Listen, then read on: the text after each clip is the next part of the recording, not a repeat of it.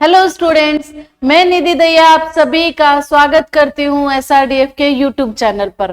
तो जैसे last session में हमने एक एमटीएस का पेपर सोल्व किया था, आज हम आगे स्टार्ट कर रहे हैं और उसी दिन का 1 सितंबर 2023 का शिफ्ट 2 का पेपर आज हम सोल्व करेंगे।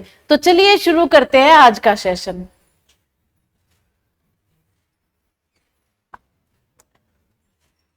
तो स्टूडेंट्स, आज का हमारा फर्स्ट क्वेश्चन जो है वो क्या है कि एक समलंब चतुर्भुज आकार के मैदान का क्षेत्रफल 1720 मीटर स्क्वायर आएगा। यहाँ पर ये गलत है, मीटर क्यूब नहीं स्क्वायर है। इसकी समानांतर भुजाओं के बीच की दूरी 40 मीटर है तथा समानांतर भुजाओं में से एक की लंबाई 48 मीटर है। दूसरी समानांतर भुजा की लंबाई क्या है?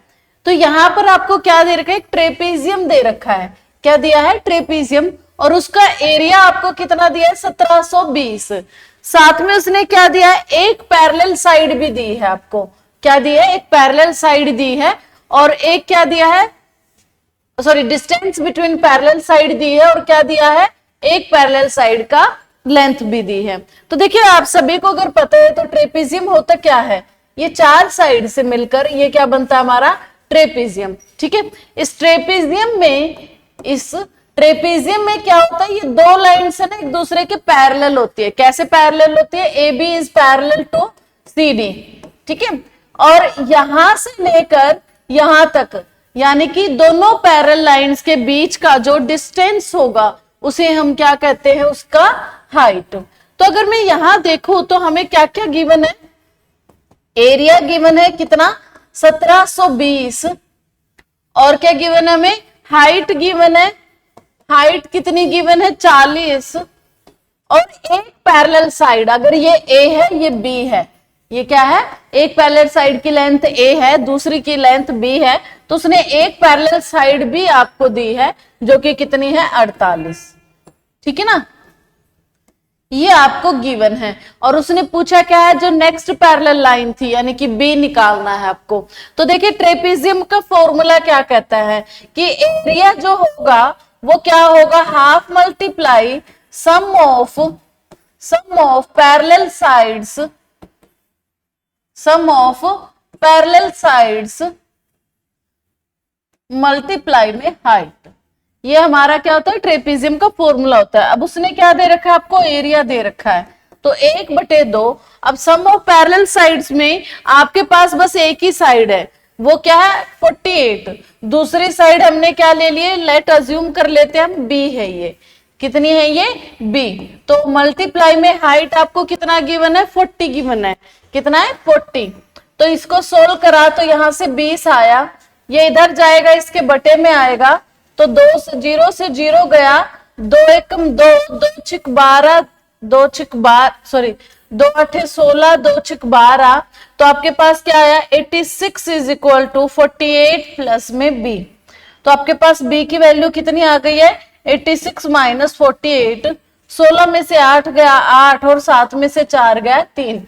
38 मीटर क्या आ गई? आपकी दूसरी साइड है वो आ गई है।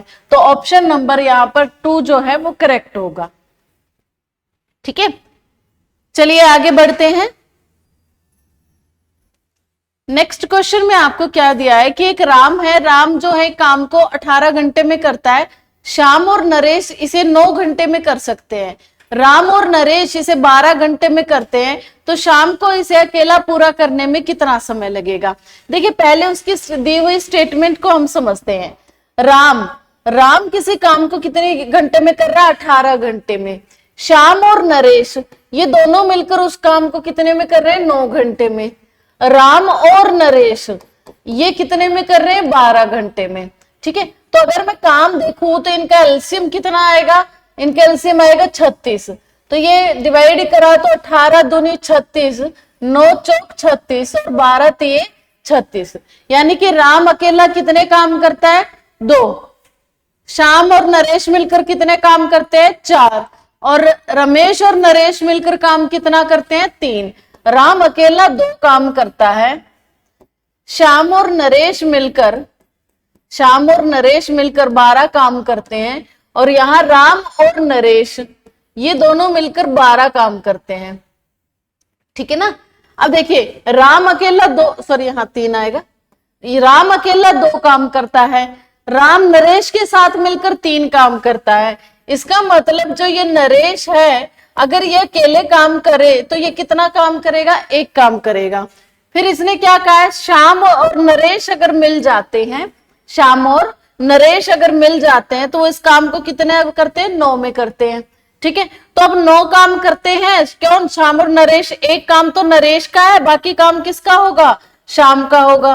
तो कितना हो गया शाम का काम, 8 हो गया।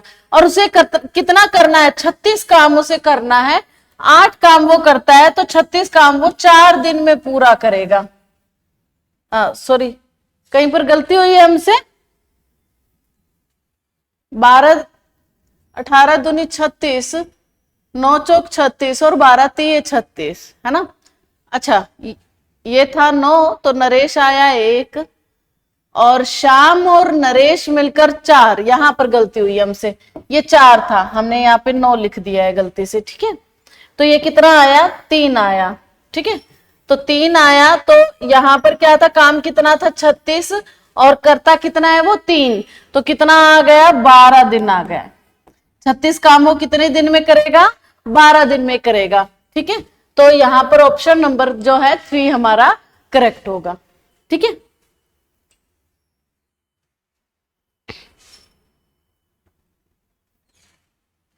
नेक्स्ट क्वेश्चन पर चलते हैं। इसने क्या कहा है,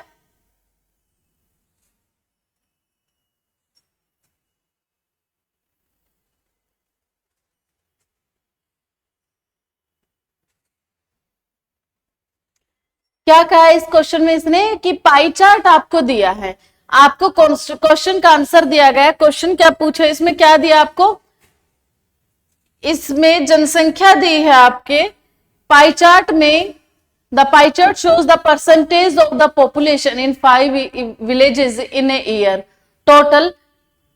यहां जरूर कुछ थोड़ा सा गड़बड़ हुआ है, ये यहां पर कितना दे रखा है, यहां पर तो दे रखा है टोटल, वहां कुछ गायब है, ठीक है। तो यहां कितना दे रखा है, लाख दे रखा है, 1 लाख होती है। Find the ratio of population in village B and D, B और डी की जनसंख्या का अनुपात निकालना है, ठीक है। तो देखिए बी कौन से वाला है, ये वाला, और डी कौन से वाला है, ये। तो बी हुआ हमारा ये पोर्शन और डी कौन सा हुआ है, ये।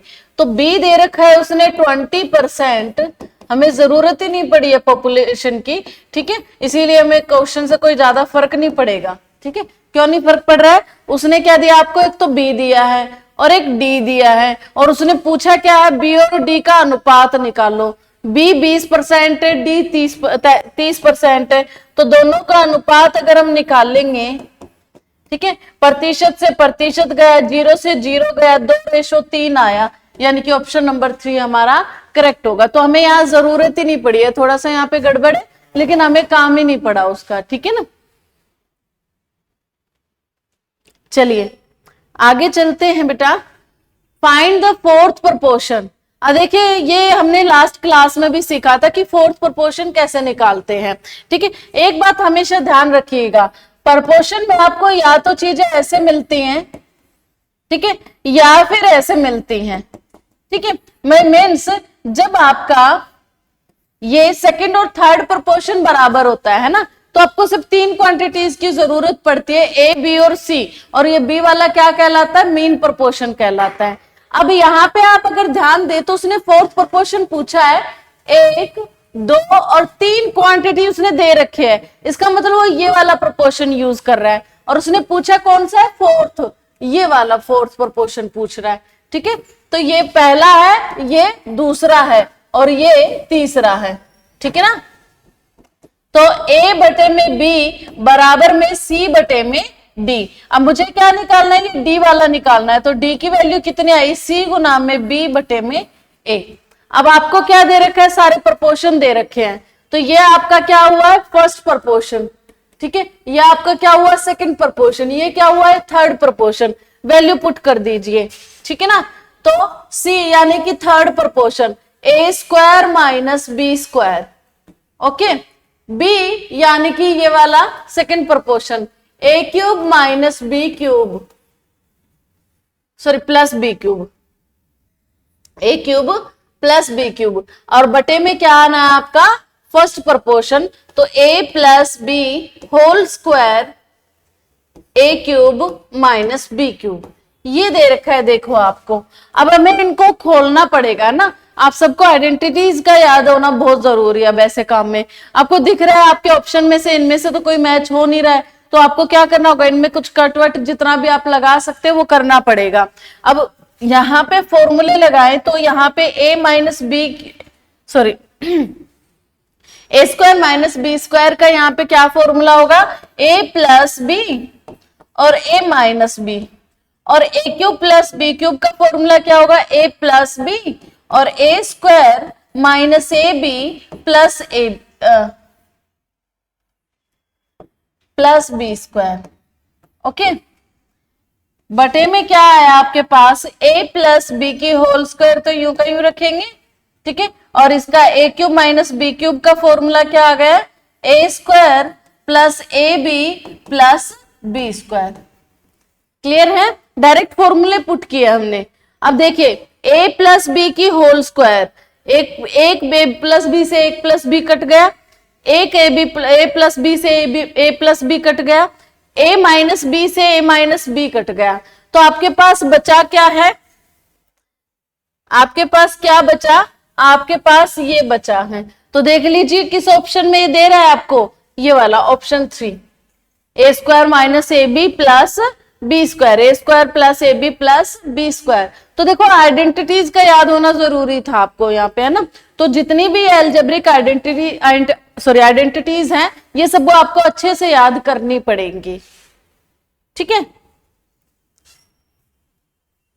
नेक्स्ट चलते हैं, x minus 2 is the factor of 2x square plus 12kx minus 25k, then find the value of k। अब बताइए, ये क्लास 9th में ये क्वेश्चन आते थे, कौन से क्लास में आते थे, 9th क्लास में आते थे। जाके ओपन करके देखिए, अब देखिए सब कुछ आपने जो पढ़ा है उसी में से तो आया है। ये क्या होता है, देखिए ध्यान से सुनिए, 12 का फैक्टर कौन है, 2 है। 12 के अगर मैं फैक्टर निकालू, गुणनखंड करूं, छोटे टुकड़े करूं, तो 2 इसका फैक्टर में आता है ना। तो 2 इसके फैक्टर में आता है, तो इसका मतलब क्या है, जब मैं इसको 2 से डिवाइड करूंगी तो ये कंप्लीटली डिविजिबल होगा, है ना। क्या होगा, ये कंप्लीटली डिविजिबल होगा, ठीक है। ऐसे ही इसने क्या कहा है, मैंने ना तुम्हें कोई अलजेब्राइक एक्सप्रेशन दे दिया है, 2x square plus 12kx minus 25k, ठीक है। और हम इसने क्या कहा है, इसका जो फैक्टर है ना, फैक्टर वो कौन है, x माइनस 2 है। क्या है, x माइनस 2 इसका फैक्टर है। अब x माइनस 2 इसका फैक्टर होने का मतलब क्या है, ये क्या करे, कंप्लीटली डिवाइड करे, ठीक है ना, कंप्लीटली डिवाइड करेगा उसे। और जब भी पॉलिनोमियल जब हमने पढ़ा था ना, तो वहां हमने एक चीज सीखते हैं कि अगर ये इसको पूरा डिवाइड कर रहा है ना, तो आप क्या करेंगे, आप जो भी ये फैक्टर है ना x माइनस 2, इसको 0 पुट कर दो, तो x की वैल्यू आपको 2 आ जाती है। x की वैल्यू कितनी आ गई, 2। अब इस इक्वेशन में आपने इस वैल्यू को पुट कर दो, ठीक है। अगर यहां पर आपका आंसर 0 आता है, 0 आंसर आने का मतलब क्या है, ध्यान से सुनिए, जब कोई किसी का फैक्टर होता है तो उसको कंप्लीटली डिवाइड करता है, ठीक है। अब कंप्लीटली डिवाइड करता है तो इसका मतलब x माइनस 2 भी इसको कंप्लीटली डिवाइड करना चाहिए। कंप्लीट डिवाइड करने का मतलब है रिमाइंडर नहीं आना चाहिए, रिमाइंडर 0 होना चाहिए। इसका मतलब अगर मैं इस फैक्टर के लिए इस पॉलिनोमियल का रिमाइंडर निकालूं और वो 0 आ जाए तो कंप्लीटली डिवाइड होगा, ठीक है ना। तो ये 0 आ जाएगा, ये सारा क्या आ जाएगा, x इज इक्वल टू 2 के लिए ये सारी इक्वेशन क्या होनी चाहिए, 0 होनी चाहिए। तो यहाँ पे x की वैल्यू रखी 2 की स्क्वायर, यहाँ पर x की रखी वैल्यू 2, और यहाँ पे 25k एज इट इज बराबर में 0। तो ये 2 दूनी 4 और 1 8 आया, ये 24k आया, और ये माइनस में 25k आया। तो यहां से आपके पास k की वैल्यू 8 आ गई, यानी कि कंप्लीटली डिवाइड कब होगा, जब यहां पर k की जगह मैं 8 रखूंगी। तो यहाँ पे k की वैल्यू कितनी आ गई, 8, यानी कि ऑप्शन नंबर 2 हमारा करेक्ट होगा। तो आपको यहाँ क्या याद रखना है, जब भी कोई नंबर जब भी कोई नंबर किसी दूसरे नंबर का फैक्टर होता है तो उसको कंप्लीटली डिवाइड करता है। अब यहाँ नंबर की जगह हमारे पास पॉलिनोमियल थे, तो अगर ये पॉलिनोमियल है ना, ये पॉलिनोमियल इसका फैक्टर है, इसका मतलब ये इसको कंप्लीटली डिवाइड करता है। इसका मतलब जब मैं x की वैल्यू निकालूंगी और इसमें रखूंगी तो वो क्या आना चाहिए, इक्वल टू 0 आना चाहिए। उसी चीज का हमने इस्तेमाल कर दिया और यहां से बस इतने में से ये हमारा क्वेश्चन आ जाएगा अगर हमें समझ में आता है तो। ठीक है,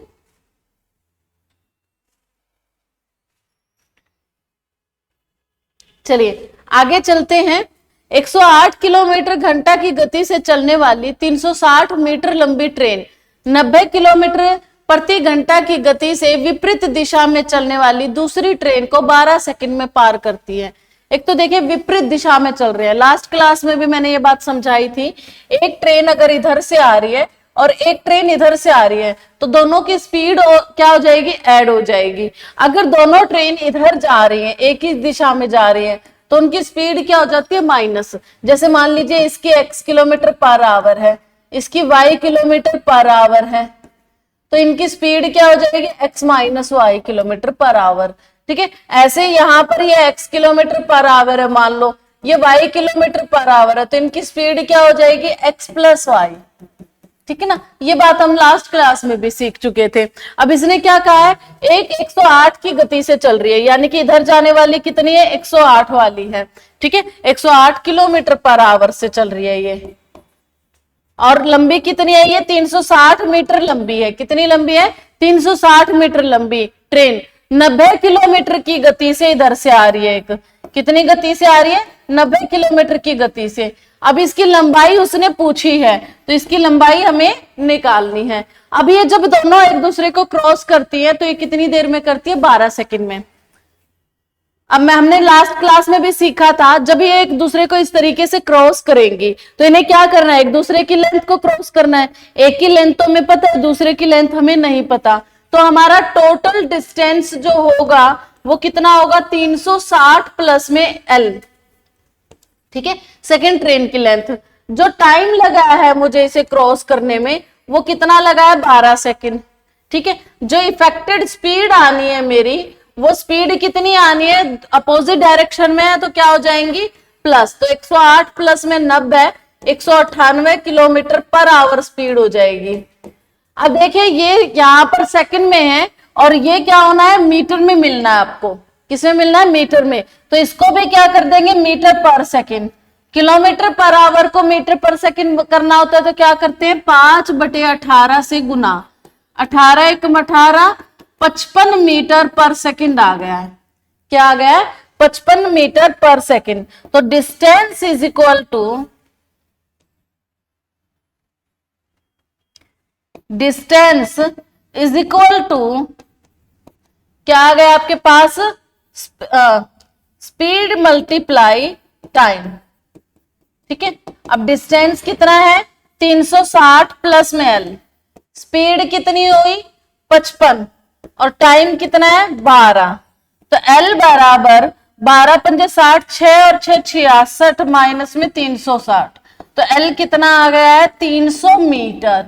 तो कौन सा हुआ हमारा, ऑप्शन नंबर सी करेक्ट हुआ।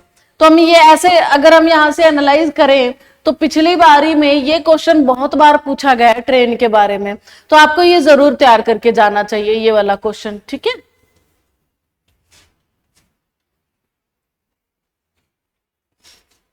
चलिए।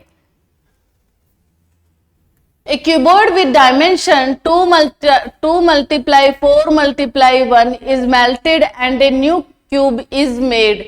What is the total surface area of the cube formed in square unit? जैसे कि लास्ट क्लास में भी मैंने आपको बताया था, जहां भी आपको पिघला कर शब्द बोल दिया जाए तो आपको क्या करना है, आपको जो ये वॉल्यूम दिया है ना, यहाँ पर इन दो जो अलग अलग फिगर दिए हैं या वो दिए हैं आपको, ये जो अलग अलग दिया आपको, एक क्यूबॉइड दिया है और एक किस में बना दिया, उसने क्यूब बना दिया है। इन दोनों का ही वॉल्यूम है ना आपका इक्वल आएगा। ठीक है, लास्ट क्लास में भी हमने ये बात डिस्कस की थी, तो हम ये देख सकते हैं कि लास्ट ईयर ये क्वेश्चन जो है ट्रेंड में रहा है, तो अभी आपको अच्छे से करना है ये। तो volume of cuboid, volume of cuboid किसके इक्वल होना चाहिए, वॉल्यूम ऑफ क्यूब के इक्वल होना चाहिए। वॉल्यूम ऑफ क्यूब के इक्वल होना चाहिए। अब वॉल्यूम ऑफ क्यूबॉइड क्या होता है, सभी साइड का मल्टीप्लाई।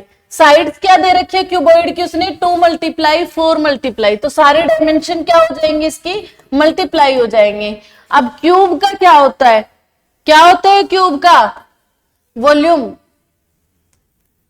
क्या होगा एल क्यूब, यानी कि साइड की क्यूब। आप इसको ऐसे लिख लेना, क्या होता है साइड की पावर क्यूब। ठीक है, तो यहां से क्या आ गया है, साइड की पावर क्यूब कितना आ गया है 8।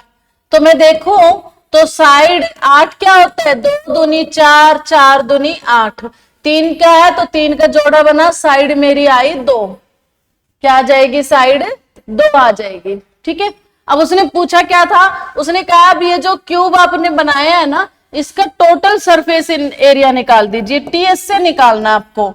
और टीएसए का फॉर्मूला आता था 6 मल्टीप्लाई साइड की स्क्वायर, तो 6 है, साइड कितनी आई आपके पास 2, तो 6 गुना में 4 24 आई है। कितना होगा, ऑप्शन नंबर 3 क्या होगा, करेक्ट होगा।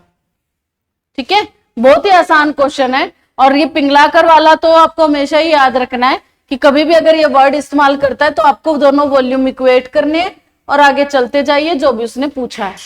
ठीक है,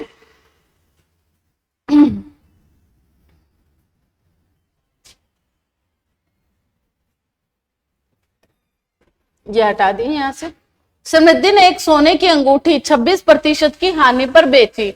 यदि सोने की अंगूठी का क्रय मूल्य 38,500 है तो सोने की अंगूठी का विक्रय मूल्य ज्ञात कीजिए। बताइए, इससे आसान क्वेश्चन वो क्या ही देगा आपको। उसने क्या दिया, सिप्पी दिया आपको, क्रय मूल्य दिया है, कितना दिया है 38,500 दिया है। ठीक है, और कैसे बेच रहा है, 26% की हानि पर बेच रहा है, तो लॉस परसेंटेज भी दे रखा है। और निकालने के लिए क्या बोला, एसपी। अब एसपी का फॉर्मूला लास्ट शायद डिस्कस भी किया हो हमने कि क्या होता है, सिप्पी गुना में।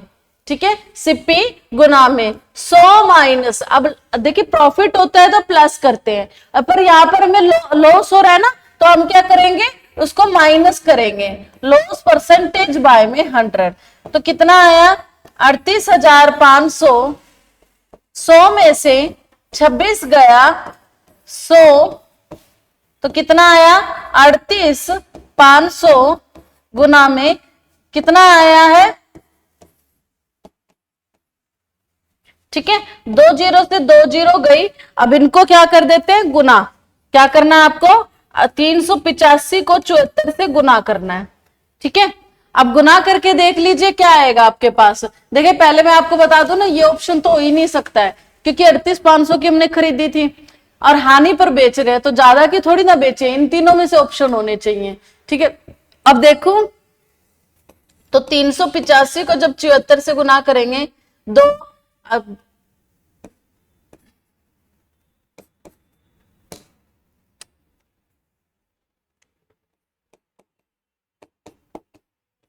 लास्ट में 9 आना चाहिए, पर 2 है नंबर ऐसे। चलिए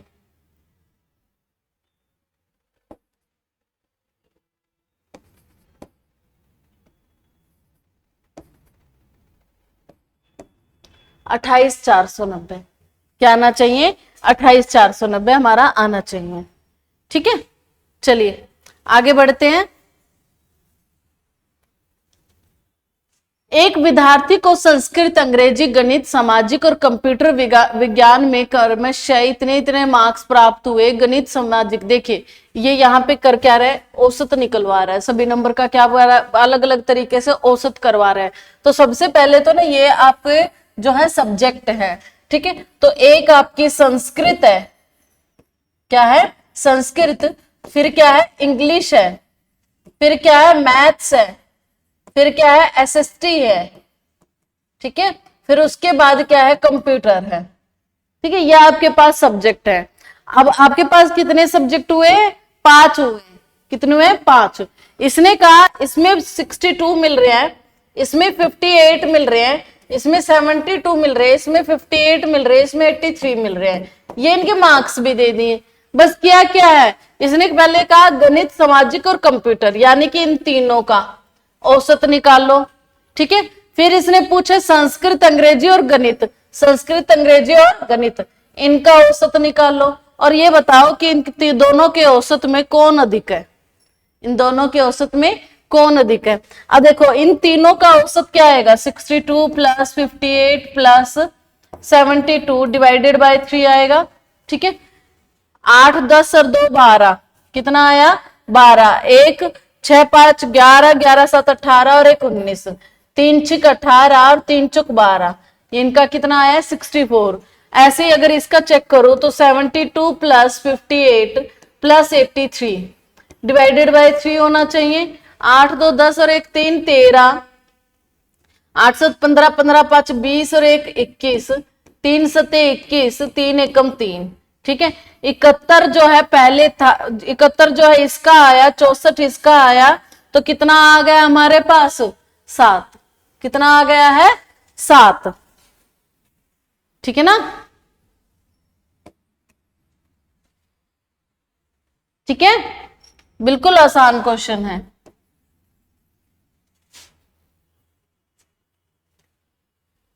चलिए, P और Q inversely proportional to each other and P is 10 when Q is 6, then what will be the value of Q when P is 15? देखिए ध्यान से सुनिए, दो आपको मैं इसके तरीके बताती हूँ। आपको क्या बोला है, एक P हुए एक Q है, क्या है, एक P है और एक Q है, और ये दोनों इनवर्सली प्रोपोर्शनल है, यानी कि उल्टे हैं एक दूसरे के, एक बढ़ेगा दूसरा घटेगा उसी हिसाब से। ठीक है ना, तो इसने कहा अगर P 10 है ना तो Q 6 हो जाता है, P अगर 10 होता है तो Q क्या हो जाता है 6। तो अगर Q P जो है, अगर P 15 हो जाए, अगर P 15 हो जाए तो Q क्या होगा। ठीक है, अब बात सुनिए आप, इसने क्या कहा था कि अगर वो 10 है तो वो कितना होता है, दूसरे वाला 6 हो जाता है, लेकिन इसी हिसाब से दूसरे वाले भी बदलना चाहिए कि अगर मैं 15 ले लूं तो कितना फर्क पड़ेगा, तो Q पे क्या फर्क पड़ेगा। अब इस चीज का मतलब क्या होता है, 10 बटे में 6, 15 बटे में Q, तो कितना आया आपके पास, Q बराबर में 15 गुना में 6 बटे में 10, 5 दूनी 10, 5 ते 15, 2 3 6, कितना आया 9 आएगा, कितना आएगा 9। ठीक है, आपको क्या बोला था उसने, इनवर्सली प्रोपोर्शनल है चीजें, कैसे हैं, इनवर्सली प्रोपोर्शनल। तो अगर P 10 ले रहे हैं और उसने क्या कहा है, Q जो है 6 है,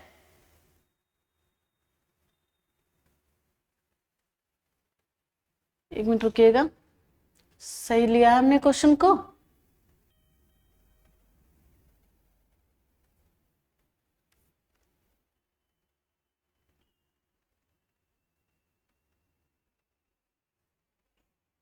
नहीं, देखिए थोड़ा सा गड़बड़ हुआ है हमसे यहाँ पे क्वेश्चन को समझने में, क्योंकि हमने इनवर्सली प्रोपोर्शनल उसने बोला हुआ था ना, यहाँ हमने गड़बड़ की है समझने में। ध्यान से सुनिए, उसने क्या कहा है, P जो है ना वो 10 अगर लेते हैं और तो Q कितना आता है 6, Q कितना आता है 6, उल्टा आता है। इनवर्सली प्रोपोर्शन का मतलब क्या होता है कि ऐसे आना चाहिए हमारे पास।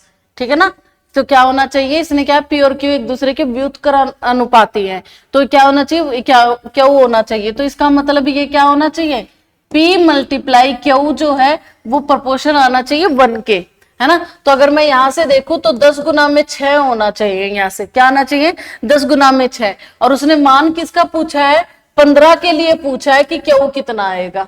ठीक है ना, तो यहां से आया 5 3 15, 5 दूनी 10, 3 दूनी 6, 4 आंसर आएगा।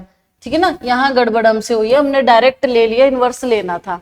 ठीक है ना, क्या ले लिया हमने, डायरेक्ट ले लिया था पहली बारी में, हमें लेना क्या चाहिए था, इनवर्स। ठीक है,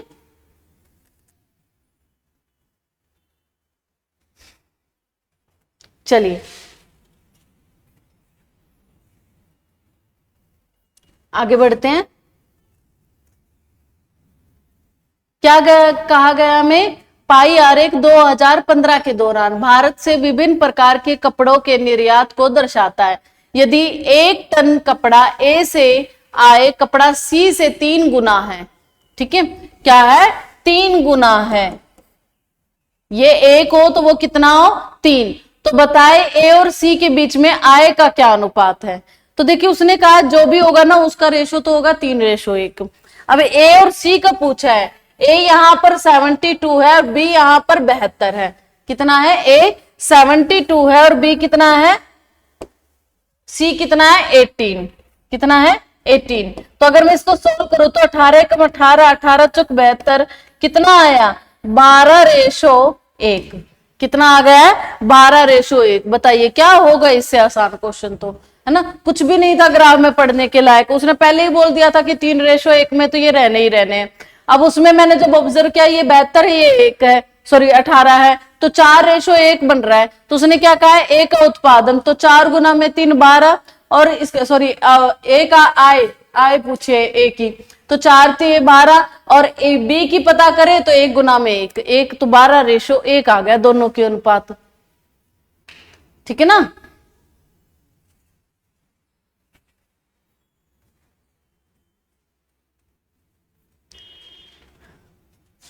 average marks of 13 student in subject, कितने सब्जेक्ट लिए हैं?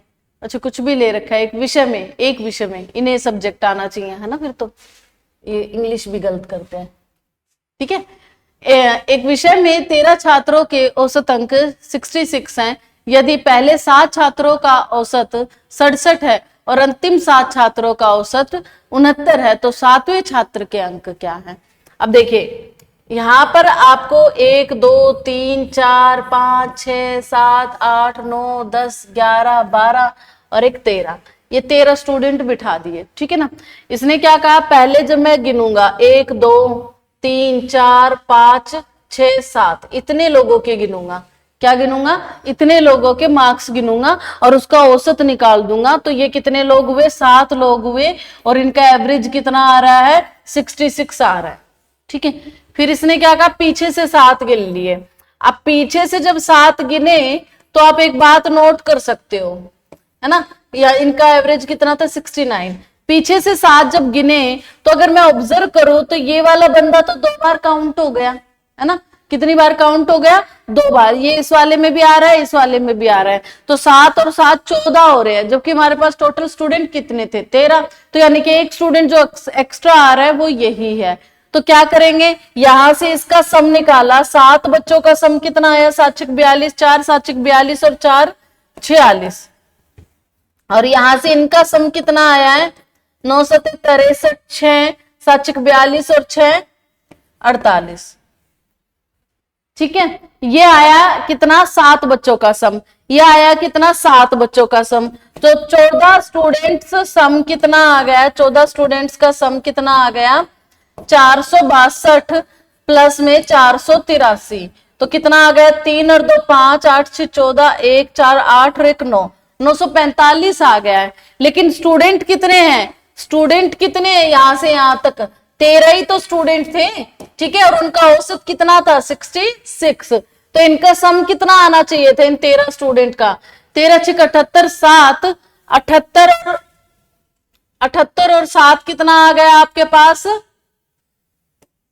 85। ठीक है ना?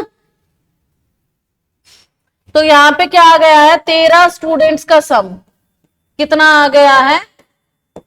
858। अब देखिए 14 स्टूडेंट्स का सम कितना आ रहा था? 945।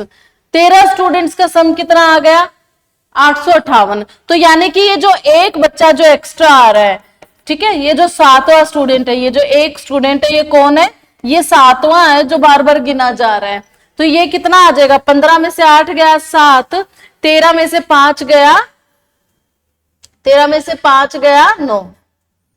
ठीक है, कुछ गड़बड़ हुई है?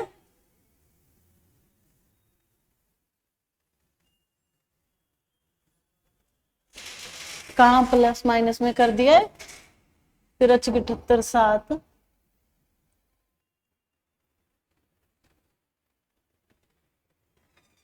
हाँ तो ठीक है।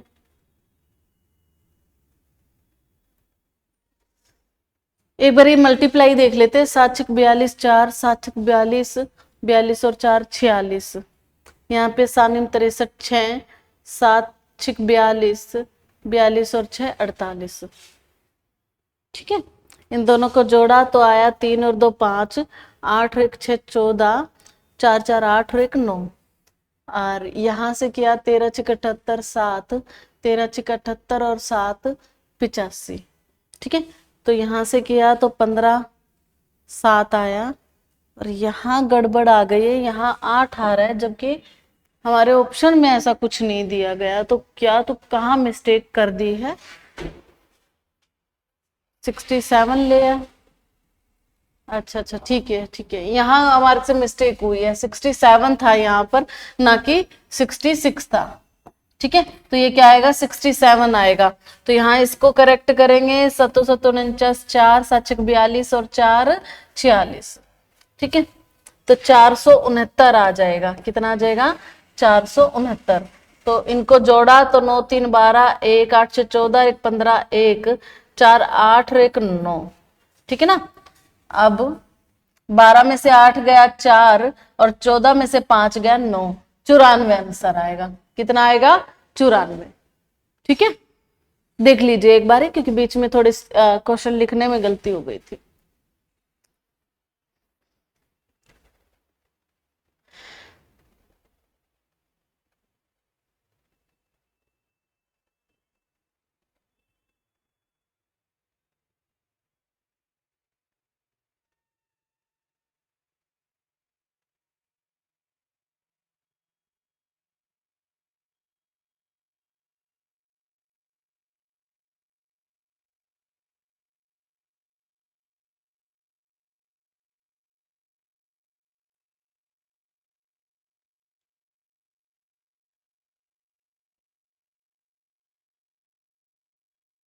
ठीक है, चलिए आगे बढ़ते हैं।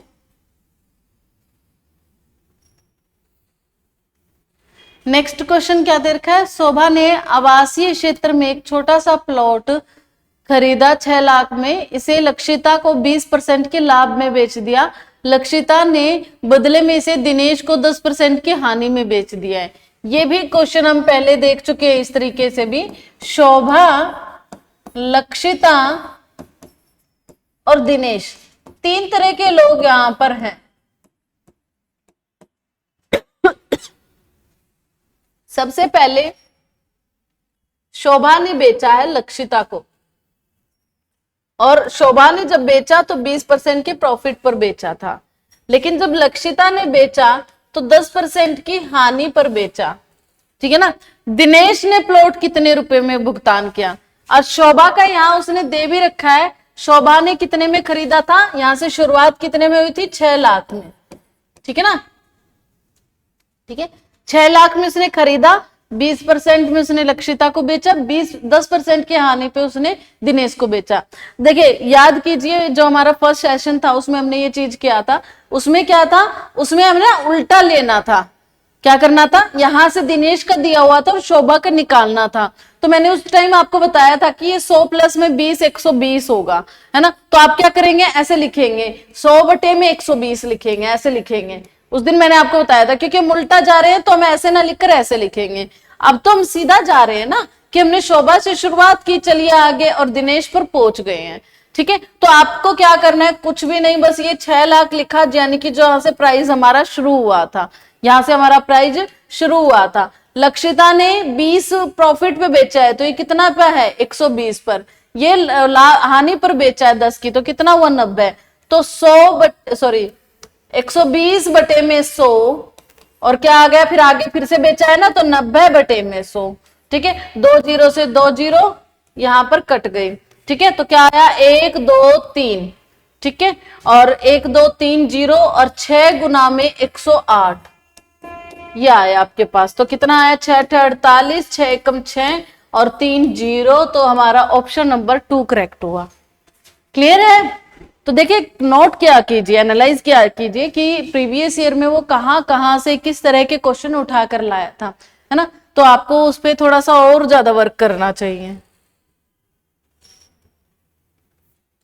चलिए आगे चलते हैं। Sum of money deposited at simple interest amounts to 1020 in 3 year and 918 2 year the sum deposited. अब एक बात का ध्यान दीजिए, सबसे पहले तो SI लग रहा है। कैसा इंटरेस्ट इस्तेमाल कर रहा है वो? सिंपल इंटरेस्ट इस्तेमाल कर रहा है। तो इसका मतलब हर साल ब्याज एक जैसा होता है ना। अगर इस साल 20 रुपए ब्याज है तो अगले साल भी उसको 20 ही रुपए ब्याज लेना है, ये हमेशा याद रखिएगा। उसने क्या कहा, कोई भी पैसा था, वो पैसा कितना हो गया है सिंपल इंटरेस्ट पर 1020 हो गया है। कितना हो गया है 1020, 3 सालों में हो गया, ठीक है। और यही पैसा 980 हो गया, कितने सालों में हो गया है 2 सालों में। कितने सालों में हो गया है 2 सालों में, ठीक है। 3 साल में 1020 हो रहा था और 2 सालों में 980 हो रहा था, यानी कि दूसरे साल इतना, तीसरे साल इतना, यानी कि कितना ब्याज मिला है मुझे, क्या हुआ 12 में से 8 गया 4, ठीक है ना। तो कितना ब्याज मिला है मुझे 40 ब्याज मिला है। 1 साल का ब्याज कितना हो गया 40, ठीक है। 1 साल का ब्याज कितना हो गया 40, तो 2 साल का ब्याज कितना होगा 40 गुना में 2 80। अब ये क्या था 2 साल का अमाउंट, 2 इयर्स अमाउंट क्या था मेरे पास, 2 इयर्स का अमाउंट क्या था 980। इसमें से ब्याज कितना है, ब्याज है 80। तो मेरा जो मूल था, मूलधन या प्रिंसिपल, वो कितना आ गया 900 आ गया। बस इतनी सी छोटी सी कहानी है, बिल्कुल, है ना। आपको पता है ये 3 सालों 2 सालों में ब्याज, 2 सालों में जो मिश्र धन है वो 980 होता था, 3 सालों में 1020 होता है, यानी कि दूसरे और तीसरे साल में 40 का फर्क आया। तो ये 40 रुपए ब्याज का होगा, मूल तो सेम ही रहता है सबका, ठीक है। तो 40 रुपए क्या आ गया 1 साल का ब्याज आ गया है। 1 साल का ब्याज 40 है तो 2 साल का 80 आ गया। अब 2 साल का मिश्र धन था 980, 2 सालों का ब्याज था 80, तो मूलधन क्या बचा 980 में से 80 गया 900। तो ऑप्शन नंबर 1 यहां हमारा करेक्ट होगा। चलिए आगे बढ़ते हैं। A sum of money becomes to 6400 in 3 years and 8100 in 5 years on compound interest। अब देखिए कर दिया ना क्वेश्चन में बदलाव 1 मिनट में। अब सीआई पे दे दिया ऐसा ही क्वेश्चन, सीआई पे ऐसा क्वेश्चन दिया इसने कि पी है ये, ठीक है। और ये पी क्या हो जा रहा है 3 सालों में 6400, 3 सालों में, ठीक है। और ये 5 सालों में क्या हो जा रहा है 8100, है ना। ऐसे आपको दिया है। तो देखिए मैं इसके आपको एक शॉर्ट ट्रिक बताती हूँ, ध्यान से सुनिएगा, क्योंकि वैसे करने में तो ये क्वेश्चन बहुत बड़ा हो जाता है बेस से देखने में। तो अब ध्यान से सुनिए, ये 3 सालों का ब्याज था। अब सीआई का फॉर्मूला अगर आपको थोड़ा थोड़ा याद हो तो कुछ ऐसे होता था ना, आर बाय में 100 पावर में टी आती थी ना पावर में टी। तो ये जो 3 सालों का ब्याज है ना, ये 3 पावर लेकर आया है, इस तरीके से आई से ये 2 पावर लेकर आया है। तो 5 और 3 में कितने का फर्क है 2 सालों का, कितने का फर्क है 2 इयर्स का डिफरेंस आ रहा है, ठीक है ना। और यहाँ पर कितना है मेरे पास 6400 है, और यहाँ पर कितना है 8100 है, 2 जीरो से 2 जीरो गई, ठीक है ना।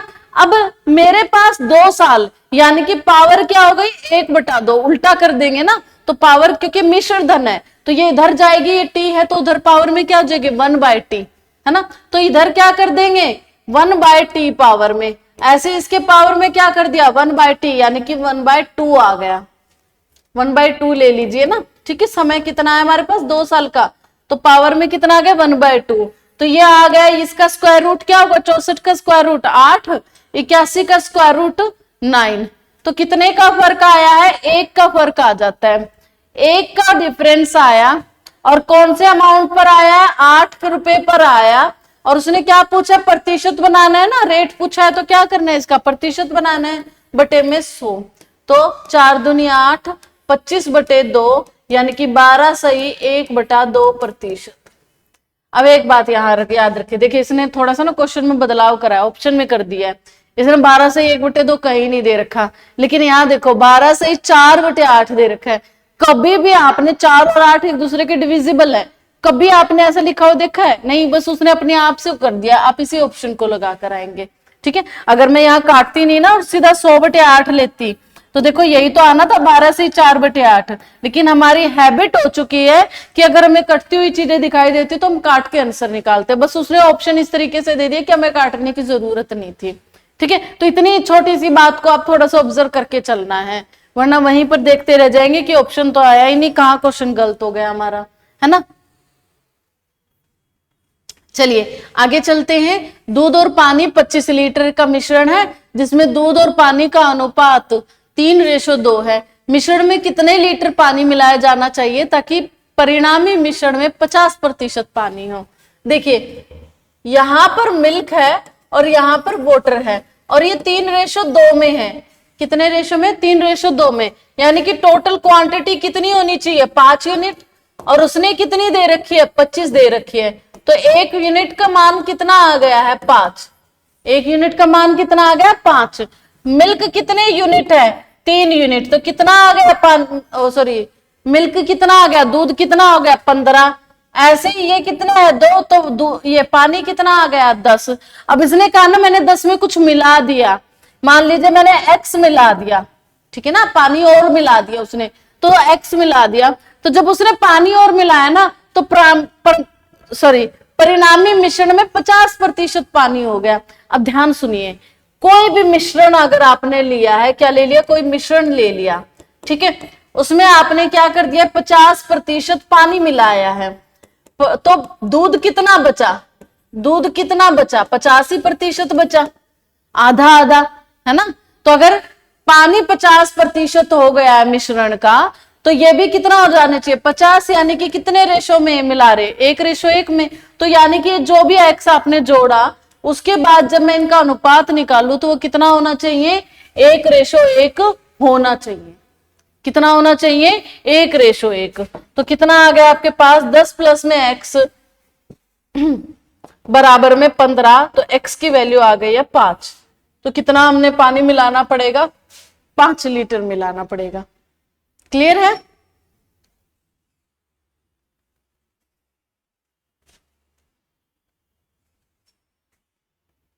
ठीक है ना।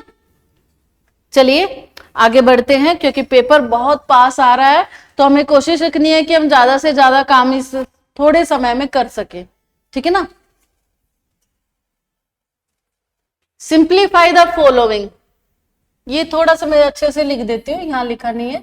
16 2/5 माइनस 12 2/5, इसको डिवाइड करना है आपको 3 4/81, ठीक है ना। अब आपको पता है कि सबसे पहले बोर्ड मास, सबसे पहले क्या करना है? ब्रैकेट सोल्व करना है। तो 16 पंजे 80, हाँ, और 2 82, ठीक है, बटे में 5। 12 पंजे 60 और 2 62 बटे में, अच्छा ये 15 है। अच्छा तो कितना आया? 15 दूनी 30, 15 और 3 18, 182 आया है, ठीक है। तो कितना आया? 182 बटे में 15। और डिवाइड में क्या लगा दिया? 3 4, इसको भी कर ही लेते हैं। 3 एकम 3, 3 अठे 24, तो कितना आया? 283। तो 287 बटे में 81 आ गया। क्लियर है?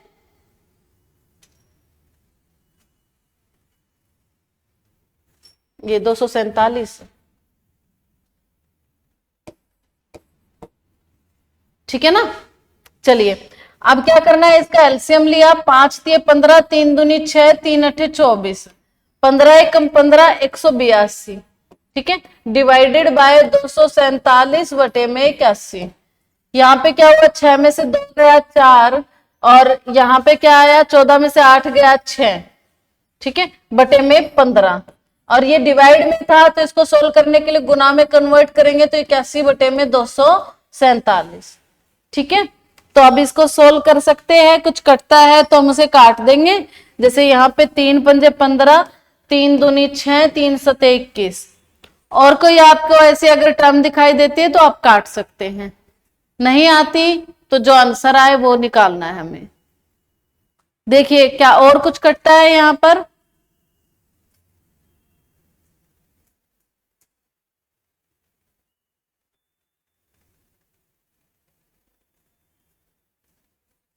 तो कुछ भी नहीं कट रहा है। तो यहां पर कितना आ गया आपके पास?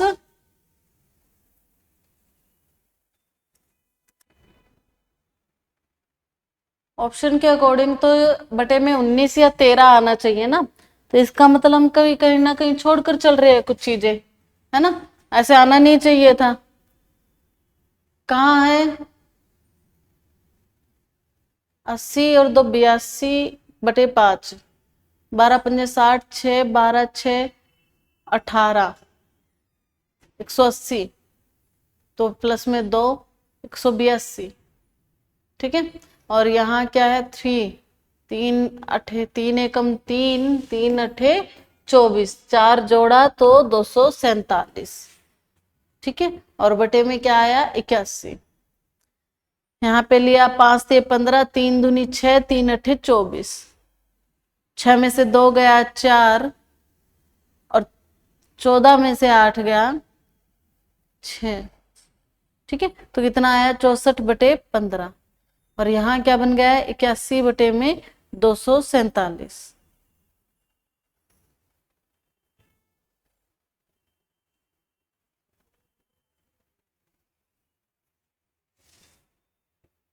एक बार प्रीवियस ईयर में इसे चेक करना पड़ेगा, क्योंकि क्वेश्चन तो सारा ठीक हो गया है, यहाँ तो कैलकुलेशन में तो कोई मिस्टेक पार्ट है नहीं।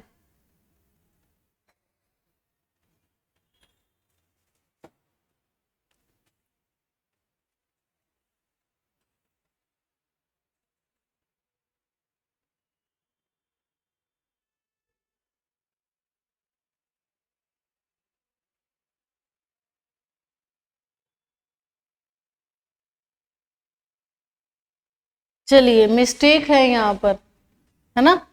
इस क्वेश्चन में यहाँ 1 आना चाहिए था, जबकि यहाँ पे 15 लिखा हुआ है। क्या आना चाहिए था? यहाँ पे 1 होना चाहिए था।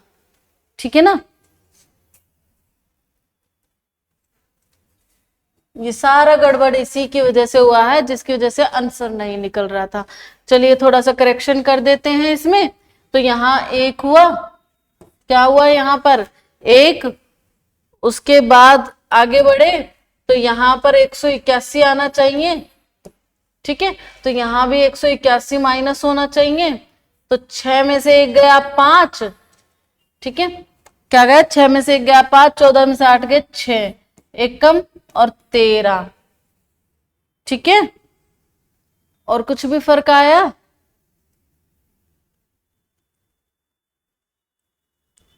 हाँ, ये 13 एकम 13 और 13 निम्मा 117, 27/13 आया है बच्चा। एक छोटी सी मिस्टेक टाइपिंग में होने के कारण पूरा का पूरा गलत हो गया था। ठीक है ना? तो ध्यान कीजिएगा, थोड़ा सा कई बार ऐसे जब मिस्टेक मिल जाती है ना तो कंफ्यूजिंग हो जाती है चीजें। तो प्रोसीजर तो वही था, बस ये थोड़ा सा यहाँ पे गड़बड़ हुई थी। ठीक है, तो क्या आ जाएगा? 19 एकम 19। ठीक है, तो कितना आया? 8, 8/19। कौन सा आया option? Number C, 3 option number हमारा करेक्ट होगा। ठीक है ना? The price of a fan is first decreased by 28% and then increased by 35%. If the resulting price is 1215, then the original price of fan. देखो क्या पूछा है उसने, पहले तो प्राइस को 28% घटा दिया, फिर उसे 35% बढ़ा दिया, रिजल्टिंग प्राइस आ रहा है 12। अगर मैं यहां से बात करूं, पहले क्या कर दिया था? उसको घटा दिया था 28% से, फिर क्या कर दिया? उसको बढ़ा दिया 35% से। ठीक है, और जब मैंने ऐसा किया तो मुझे 1215 मिला है। तो इसने पूछा ओरिजिनल प्राइस क्या था। तो मैं आपको पहले भी बता चुकी हूँ, जब भी आप सीधे चल रहे हो तो क्या लेते हैं? 100 को नीचे 100 को ऊपर लेते, सॉरी, सीधे चल रहे होते हो तो 100 को नीचे लेते हैं, अगर उल्टे चल रहे होते तो 100 को ऊपर लेते हैं। जैसे ये 100, ये 28% है, तो 100 में से 28 गया, कितना आया आपके पास? 2, और 9 में से 2 गया 7, 72 आ गया आपके पास। कितना आ गया है? 72। ऐसे ये 100 में जुड़ा है तो ये कितना हो गया है? 135। ठीक है ना? तो आपके पास क्या था? फाइनल प्राइस क्या था? 1215। तो कितना आ जाएगा? 100/72 गुना में 100/135। क्लियर है? अब इसको सोल्व करते हैं। देखिए कौन सी टेबल से जाएगा ये? 9 से 12 में से 9 गया 3, 9 3 27 और 9 5 45, 9 एकम 9। ठीक है, 12 में से 9 गया 3, 9 3 27, बचे 4, 9 पंजे 45, 9 अठे 72, ठीक है। 4 दूनी 8, 4 दूनी 8, 4 पंजे 20, ठीक है। 2 एकम 2, 2 पंजे 10 और 0, 135 से 135 गया, 1250 आ गया, ठीक है। अगर बस कॉन्सेप्ट ये वाला आपको समझ में आ रहा है तो अगर इधर वाली चीज दे रखी है और इधर वाली पूछी है तो 100 के बटे में जो भी प्लस माइनस करके आता जाएगा वो लिखते जाएंगे। अगर इधर वाली चीज दे रखी है और इधर वाली पूछी है तो क्या करेंगे, ये उल्टा करके लिखेंगे बस इसको, ठीक है। इतना फर्क आता है आपकी चीजों में। चलिए आगे बढ़ते हैं। A can do a piece of work in 36 days while B can do it in 48 days. B worked on it for 12 days and leave it. How many days will A take to finish the remaining work? A कितने दिनों में काम करता है? 36 दिनों में करता है। B कितने दिनों में करता है? 48 दिनों में करता है। तो हमारा काम क्या बना? 36 और 48 का एलसीएम। अब 36 और 48 का एलसीएम का मतलब क्या हुआ? ठीक है, 6 6 36, 6 8 48, ठीक है। 6 और 8 में 2 भी कॉमन होगा ना, 3, ठीक है ना। यहाँ पे 1 मिनट रुकिएगा, 12 3 36 ले लेते हैं ना, सीधा काम खत्म हो जाएगा। 12 चौक 48, 12 कॉमन आया, 12 गुना में 3 गुना में 4 जो कॉमन नहीं थे, ठीक है। तो 144 आ गया है। कितना आ गया है? 144। तो ये इससे डिवाइड हुआ तो 4 पे गया और ये इससे डिवाइड हुआ तो 3 पे गया, ठीक है। तो ए एक दिन में 4 काम करेगा और बी कितना करता है? 3 काम करता है। अब मुझे किसका बताना है? उसने कहा कि बी उस पर 12 दिन काम करता है। बी कितने दिन काम करता है? 12 दिन।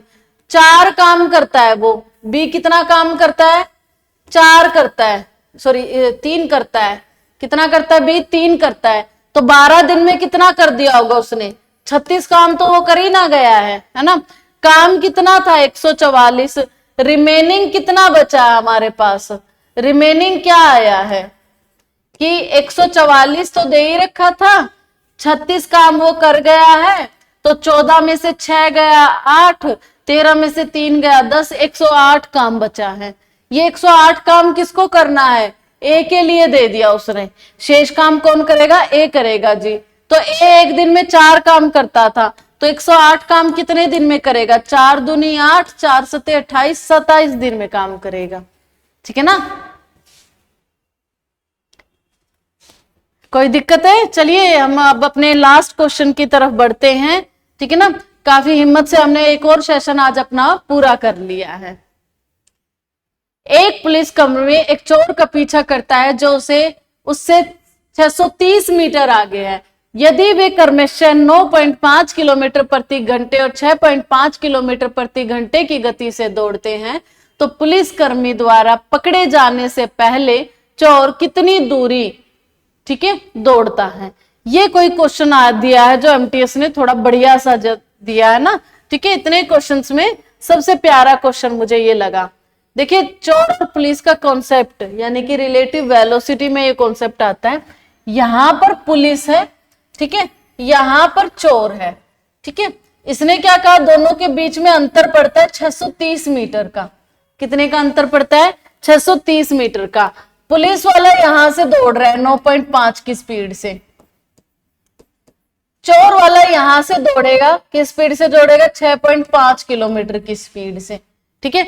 अब देखो चोर की स्पीड कम होगी तभी तो पुलिस उसे पकड़ पाएगी, है ना। तो उसको पकड़ने के लिए पुलिस की तो स्पीड ज्यादा होनी चाहिए। अब उसने क्या कहा है कि कितना भाग लेगा वो। अब कुछ दूरी पर जाने पे ना वो पकड़ा गया है, यहाँ पकड़ा गया, ठीक है ना, पकड़ा गया। तो यहां जाकर जब वो पकड़ा गया, यहाँ पुलिस वाला बैठा है, यहां से चोर था, वो वहां से भागा, ये यहां से भागा। अब देखिए ये 9.5 की स्पीड से चल रहा है, ये 6.5 की स्पीड से चल रहा है और दोनों एक ही डायरेक्शन में चल रहे हैं। तो 1000 बार मैं ये बात बता चुकी हूं कि रिलेटिव वेलोसिटी यानी कि जब हम एक डायरेक्शन में चलते हैं तो एक की स्पीड कुछ है, दूसरे की स्पीड कुछ है, तो इफेक्टेड स्पीड दोनों का माइनस होगी। अगर अपोजिट डायरेक्शन में चलती है तो दोनों का प्लस होगी। तो यहाँ जो स्पीड आएगी ना वो कितनी आएगी? 9.5 में से 6.5 गया, 3 आएगी। कितनी आएगी? 3 इनकी स्पीड आएगी, यानी कि ये जो दूरी है ना, ये पुलिस था, ये चोर था, दूरी उनके बीच की कितनी थी 630। ये दूरी उनको खत्म करनी है ना, तभी तो जाके पकड़ा जाएगा, वो 630 की दूरी उनको कवर करनी थी। अब वो कवर कैसे होगी, किस स्पीड से कवर होगी, 3 की स्पीड से कवर होगी। कितने की स्पीड से कवर होगी, 3 की स्पीड से। तो कितना समय लगेगा हमें, 630 का डिस्टेंस 3 की स्पीड, तो हमें लग जाएगा 210 सेकंड लग जाएंगे कवर करने में। ठीक है, कितने लग जाएंगे, 210 सेकंड। अब इसने क्या पूछा है, पुलिस द्वारा पकड़े जाने से पहले चोर कितनी दूर भागा। अब चोर कहां से भागा है, यहां से यहां तक भागा है चोर, है ना। चोर कहां से भागा है, यहां से यहां तक, और कितनी देर भागा है, 210 सेकंड भागा है। तो देखिए चोर का डिस्टेंस क्या आ जाएगा, 210 सेकंड भागा और 6.5 किलोमीटर पर आवर की स्पीड से भागा है। किस स्पीड से भागा है, 6.5 किलोमीटर पर आवर। ये सेकंड में है या आवर में है, तो ये क्या आ जाएगा यहाँ पर 5/18। सेकंड बनाने का क्या आ जाएगा, 5/18। तो बताओ कितना डिस्टेंस उसने कवर कर लिया है।